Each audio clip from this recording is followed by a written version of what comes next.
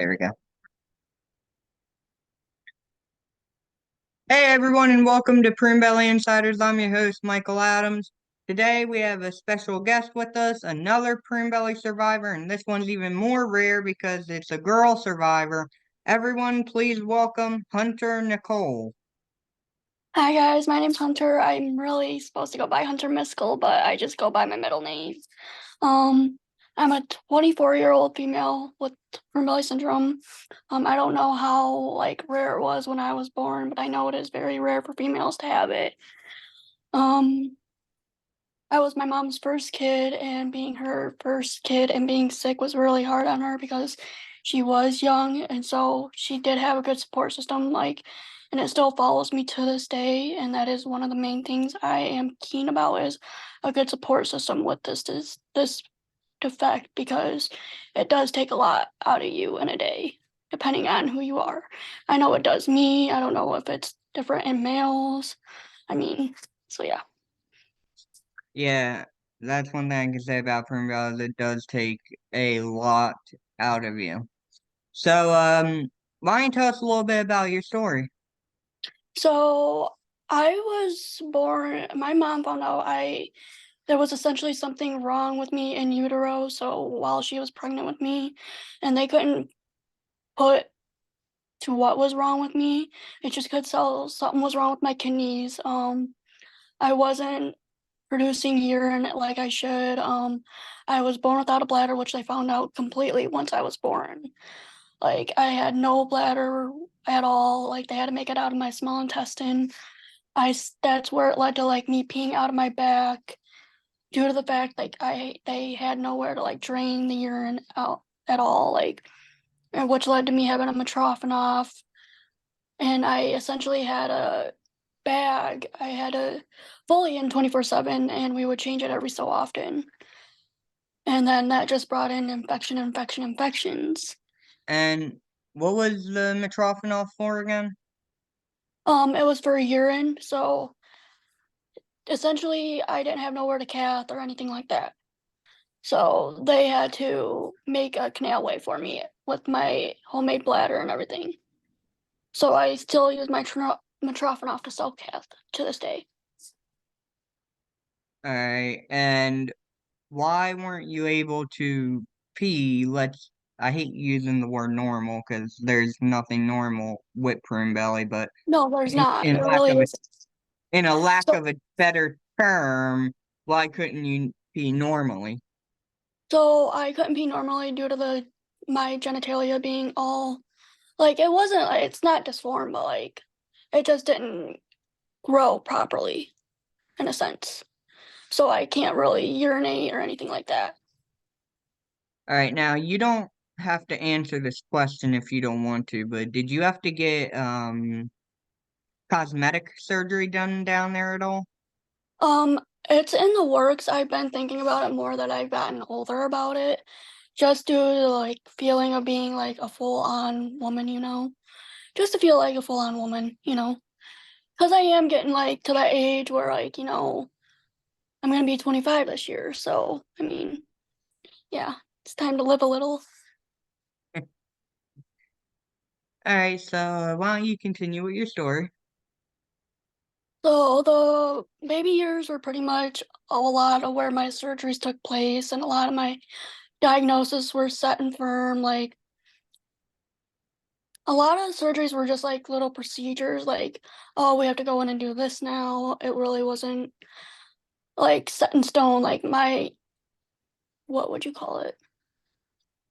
Care plan really wasn't had a plan. It was always they did this surgery. Oh, this didn't work, so we'll go in and do this now. And I never really understood that aspect until now I got older. Now, with my surgeries now, I understand why they have to do it in little increments if they need to. But when I was younger, I'm like, why am I getting all these done? I'm tired. I don't want to keep doing this.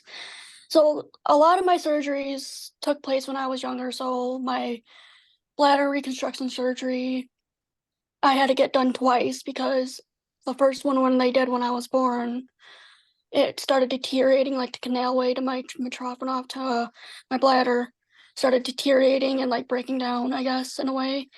So I was at a new hospital, and the urologist on my case was like, we can do this because I was also preparing for a new kidney at the time too. So it kind of needed to be done either way, whether it was before or after the transplant.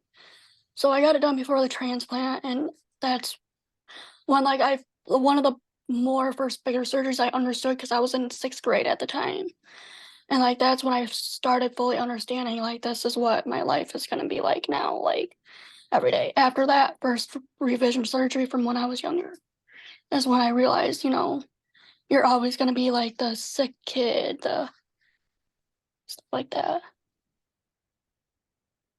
Uh, all right. How did that make you feel mentally when you had to accept that, yeah, you're always going to be the sick kid?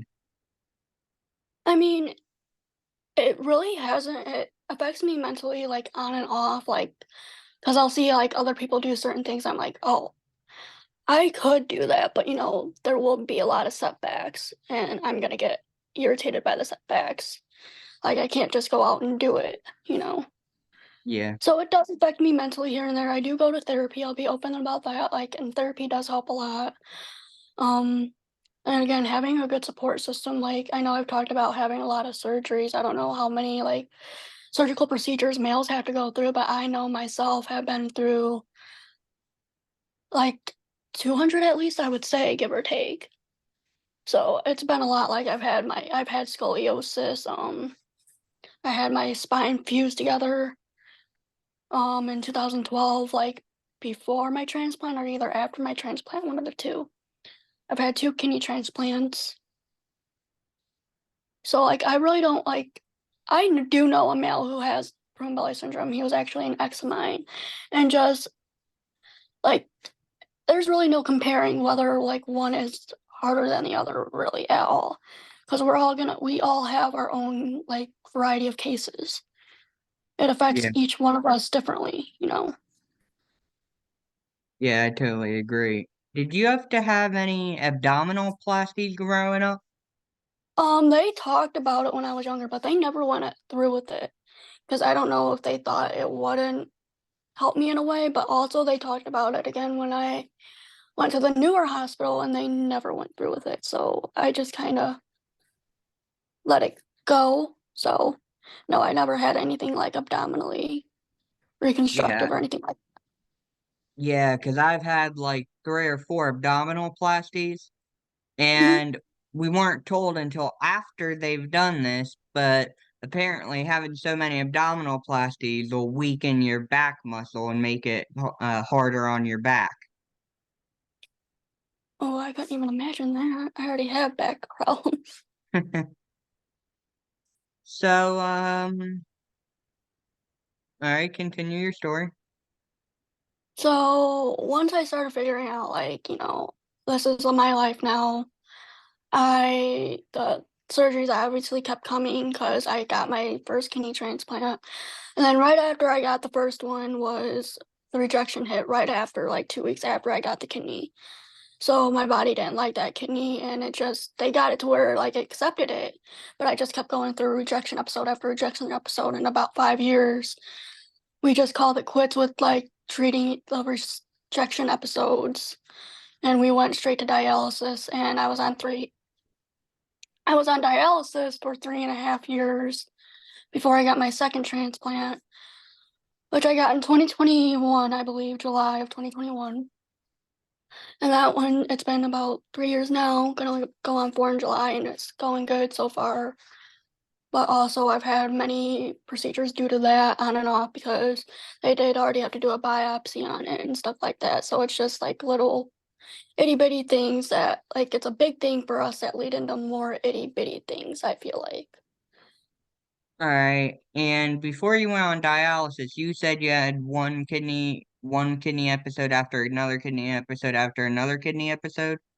Yes. How how did you treat those kidney episodes? So it just depended on how they wanted to go about it, my kidney transplant team at the time. The first one was just steroid IV infusions and like IVGA, I think they called it. which I ended up being like semi-allergic to, so I ended up having to get pre-medicated with Benadryl and all that, and it was just grand old time. But and then the other one was kind of like dialysis plasmapheresis.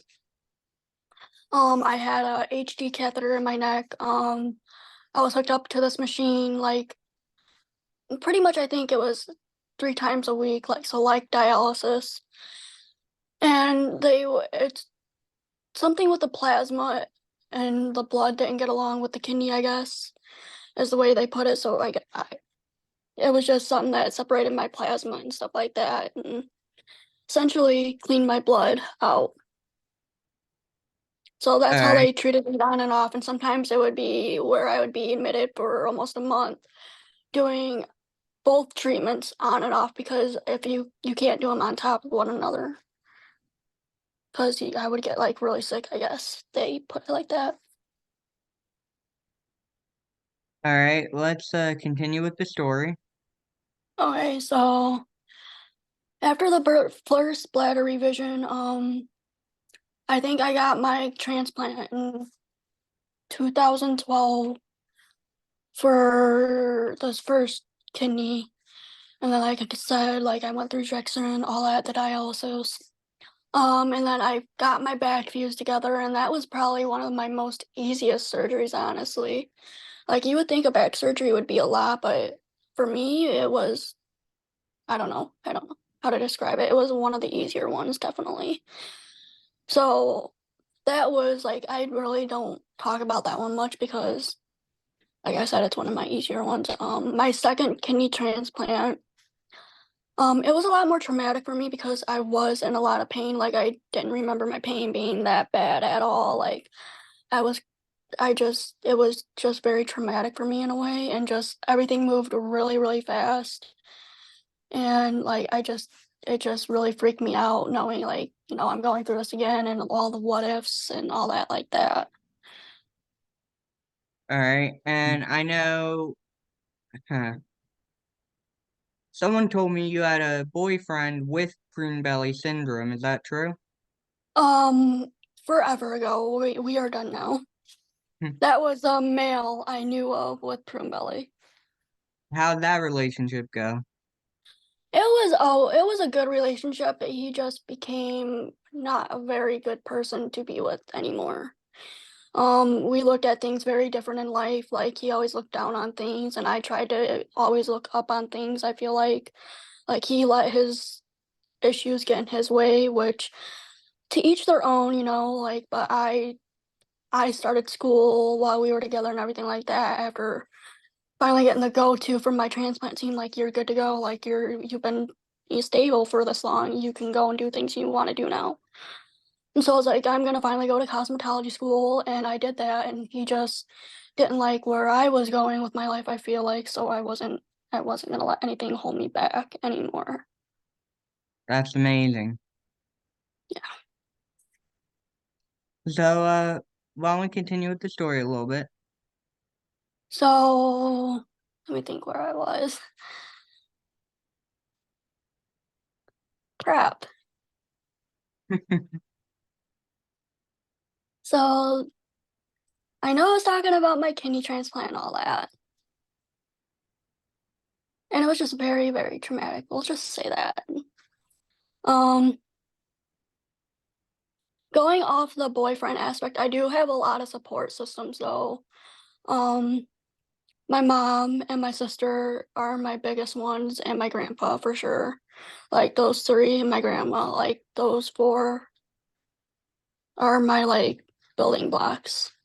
And then we have my dad and my stepmom and all them, my grandma, and on my dad's side, we have like, it's just a big army for me. I feel like there's no really putting one in front of the other saying who's better than the other, They're all there for me when I Yeah, need them in my own times, Like one person fits this aspect other than the other person that I need, or yeah, that's it's just, amazing. yeah. So, and I am the oldest out of 6 siblings. Like I said, my sister is my best friend, which is on my mom's side. She's 21, gonna be 22. She's going to school for nursing. She's actually gonna be a pediatric nurse. Um, And there's my little brother. He's 12, gonna be 13. And I have a few more siblings on my dad's side. I have two sisters and a brother. The two sisters, I think, are both 18, and the brother's gonna be 15, I believe. 15 or 16, one of the two. All right. So it's being chronically ill is really based on your support team, I feel like, you know. Definitely, everyone needs a good support team around them. Like with me, I can tell you years ago, it used to be my mom, my pastor, my Mhm. grandmother, my older brother. Unfortunately, since then, I've lost a lot of my support team. My pastor ended up dying Christmas Eve 2017, Oh wow. and and my grandmother died, I want to say I'm sorry, January or February of the following year. I But have oh go aside ahead. from that, my mom and my older brother has been tremendous support towards me. My mom is, even though we have like our ups and downs, like every mother daughter does, she does come through a lot, and I will give her that for being her first kid and having to go what she had to go through with me. It definitely builds something for moms that have like chronically ill kids. You know, those are a special type of mom. I'll give them that. I really will. Yeah, definitely. Um, but going off the grandmother thing, I had great grandparents and they were like my rocks, and they died months within each other. My great grandma died February of 2014, and my grandpa died December of 2014, which was her husband. But like that's when I really started to feel like there was such thing as like, like mental illness and stuff like that. Like that's where like all that started kind of like coming in with the medical too, like I just had a traumatic event happen while I was in 8th grade of losing someone, being able to comprehend that at that age still, and plus I was also going through more medical stuff at that time, my kidney was new and stuff like that. And I just became super depressed after that, and I did stop taking my meds with my kidney and stuff like that. So partially the rejection was part of me to blame essentially, and I would took blame to that. I did. But I also have grown up and also know that was in the wrong to do that at that time. So Yeah. So it sounds like you matured from it. yeah, I definitely have. Like, I'm even if I'm like a minute late for like my meds, I'm like, wait, I gotta stop. I gotta get my pills. I have alarms, everything's set. Like, I'm keen on that.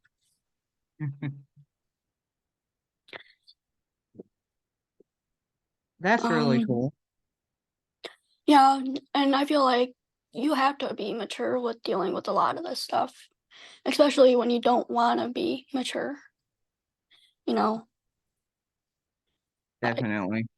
like I said, I'm a young adult. I want to go out and do all these things, but also at the time, I know I'm probably shouldn't, or if I do, I should be very careful at what I do while doing this thing I'm going to go out and do.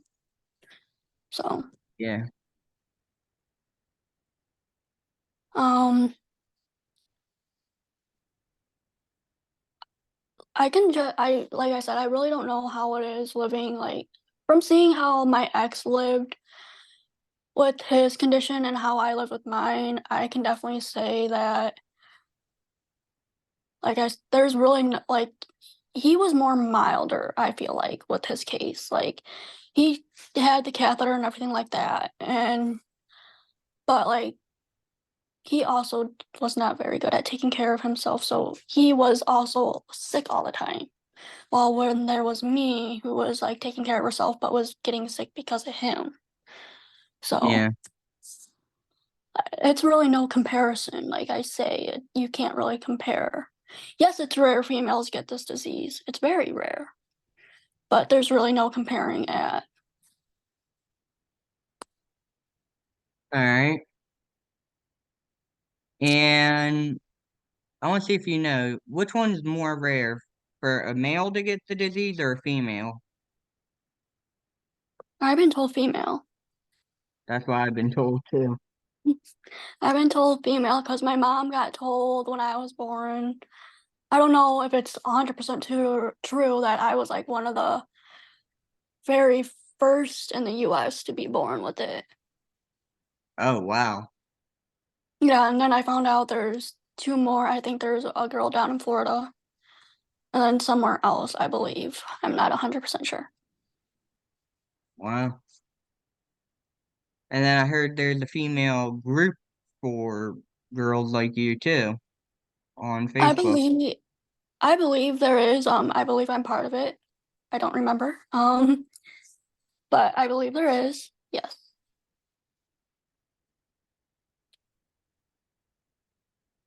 So, would you like to continue the story? Um, Obviously going to school and all that with a chronic illness was very hard.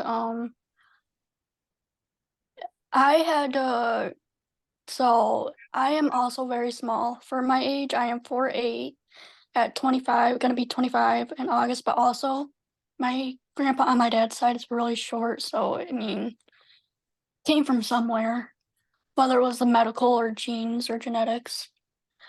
Um, so my mom went to sign me up for kindergarten because I was at the age, and she's like, she doesn't need preschool. They made me do preschool for like 3 years before they even wanted me considered to do kindergarten with me because not only was like I tiny, but I had all this medical stuff that needed to be done. They really didn't have no one to at that time to be there with me to help me do the medical for me being at that age, you know. Wow. And yeah, so finally after a few years I finally got a nurse that was like certified and everything, and this nurse followed me to all the schools pretty much I went to. Like every time I ended up in a new school, she ended up being the nurse there. Kind of ironic if you ask me, but so she ended up being like Got a my stalker. aide. Yeah.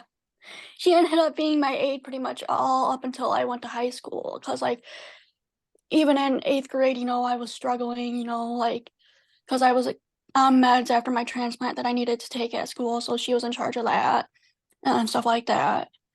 And then like I just kept all my supplies in her office. It was just easier. Yeah. So but once I got to high school, like I just started doing everything myself. But like I became independent with doing everything at home at the probably around 9, 10 years old. With guidance, of course, like, you do this at this time, this. Like my grandma would still order my pills and stuff for me at the time when I was younger, but now I do all that myself. And I did that up until I think I started doing all that at the age of 12. Wow. So you've done basically everything for yourself at the age of 12 then.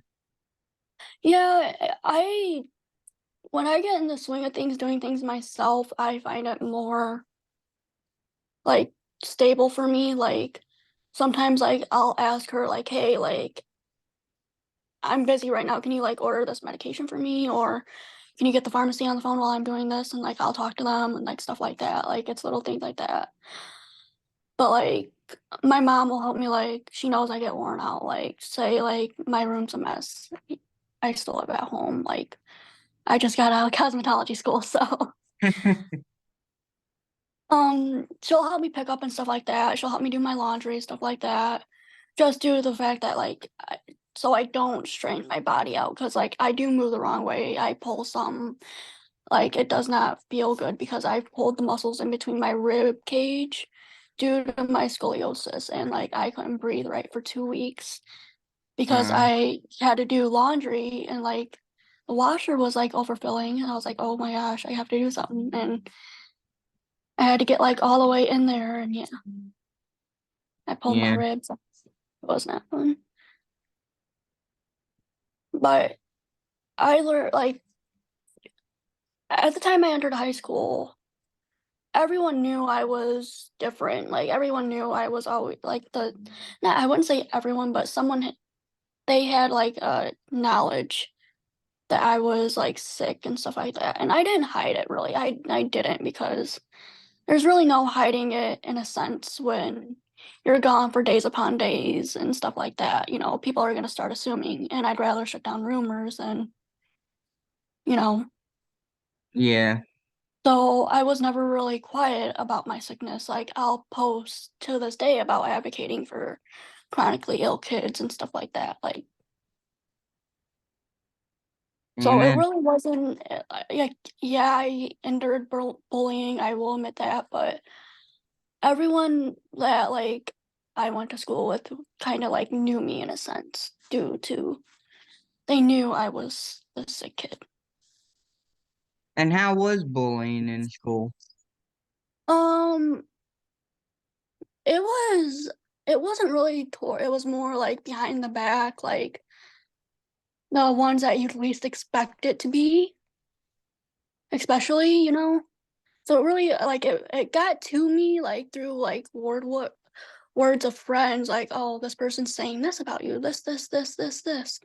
Oh, they're saying this now, and like you have this. I'm like, okay, like I just was like, let them assume, like at that point, like it was just a bunch of, you know, middle school, high school drama, stuff like that, you know. So I was like, if they need to feel the fire, they need to feel the fire.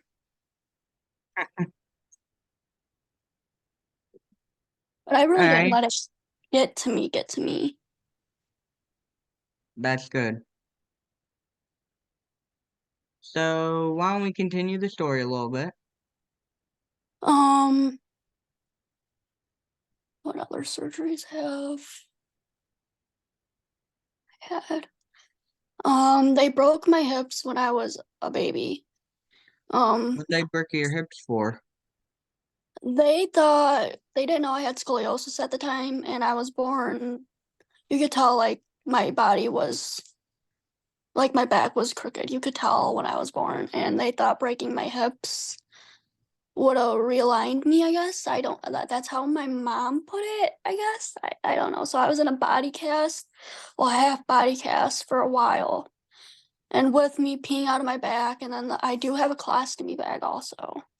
I had a colostomy bag. I still do to this day. Um, it was just a lot of going back down to the hospital to get the cast changed because everything was leaking on it and it was just a big mess. So it Yeah. was very hard on my mom and everyone involved in that, just due to the fact that, like, you know, they didn't really know why they did it, is essentially it. All right. Well, why don't we continue the story? With the colostomy bag, I got it put on a couple days after birth, I believe, if I'm not mistaken. Um, they tried to take it down in second grade when I was young, but they openly admitted to everyone that they weren't sure if this was the right procedure for me and everything like that. And they still went through with it, and I they had to use so much they had to take me in and out of surgery so many times and put me under due to air blockage and like intestinal blockages and stuff like that, that I became mute and I couldn't talk for the first like 3 weeks after my surgeries. And like it just was really like it felt like I wasn't like in my body almost. Yeah. I don't know how to Now, explain it. if you had to give advice to somebody in your situation or who feels down, what advice would you give them? Like if they had to live in my situation, Yes. a lot of your days are most likely gonna get you down, but at the end of the day, you know you have people behind you, and honestly, they are what keep you up most days. like in my opinion, like talking to my sister like brightens my day up, even if it's just like a simple hi, how you doing? So stuff like that, like you're always gonna have stuff to look forward to, even if most of your days do end up getting you down. Yeah, that's good advice. Well, I think we're getting ready to end. Is there anything else you'd like to say? Not that I know of. I know I was a bit scattered brain, but I'm very awkward on film. Very awkward. My sister is the But same way. yeah, it's like, oh my gosh, I'm on the spot. Like there's no going back. So, but I do appreciate you letting me do this. I love sharing my story, even though I do go a bit all over. But yeah, No it's really problem. cool.